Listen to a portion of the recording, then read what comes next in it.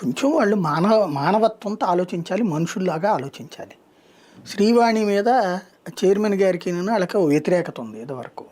దాన్ని ఇప్పుడు చూపెడితే దానివల్ల అరాచకం తప్పించి ప్రయోజనం లేదు. 10,000 టికెట్ అంటే చాలా దోపిడీ ఓ రకంగా చెప్పాలి. కానీ అయినా పెడుతున్నారు జనం అంటే అర్థం ఏంటి? దర్శనం కోసం, దర్శనం కోసమే కాదు, రికమెండేషన్ల పెంట లేకుండా.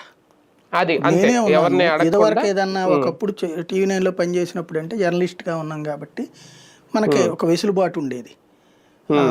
అదే సందర్భంలో జెమినీలో ఉన్నప్పుడు ఉండేది. ఇప్పుడు జర్నలిస్టులు కూడా వెసులుబాటు లేదు అక్కడ చాలా వరకు, 90%. ఇప్పుడు అక్కడ గ్రూపులు పెట్టేశారు. కొన్ని పత్రికలు వాళ్ళ లెటర్లు మాత్రమే పనిచేస్తాయి. అదో సమస్య అయిపోయింది నెంబర్ 1. రెండోది, ఆ తర్వాత నేను చూశాను రాజకీయ నాయకులతో. ఇప్పుడు ఫర్ ఎగ్జాంపుల్ ఇంతకుముందు నేను వెళ్ళాను గుడికి, వెళ్ళినప్పుడు అప్పుడు జగన్ ప్రభుత్వం అధికారంలో ఉంది. ఎవరో ఒక ఎమ్మెల్యేనో మంత్రినో చెప్పించుకుని వెళ్ళొచ్చు మనం. వద్దు అనుకున్నా నేను. ఎందుకంటే వాళ్ళని అడిగేది ఏంది దర్శనం గురించి?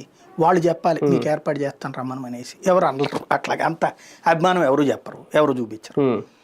అప్పుడు నేను ఆలోచించింది ఈ 10,000 రూపాయలు టోకెన్. 10,000 రూపాయలు పెట్టి టికెట్ కొనుక్కున్నాను, వెళ్ళాను. ఎందుకు? నేను ఎఫర్ట్ చేయగలను కాబట్టి. ఎవరిని అడగకుండా డైరెక్ట్గా లైన్లోకి వెళ్ళాను, దర్శనం చేసుకున్నాం, అయిపోయింది. నాకెందుకు ఇది అవసరం? టైం కన్స్ట్రెంట్ నాకు. ఒక రోజల్లా అక్కడ కూర్చుని క్యూ లైన్లో నుంచుని టోకెన్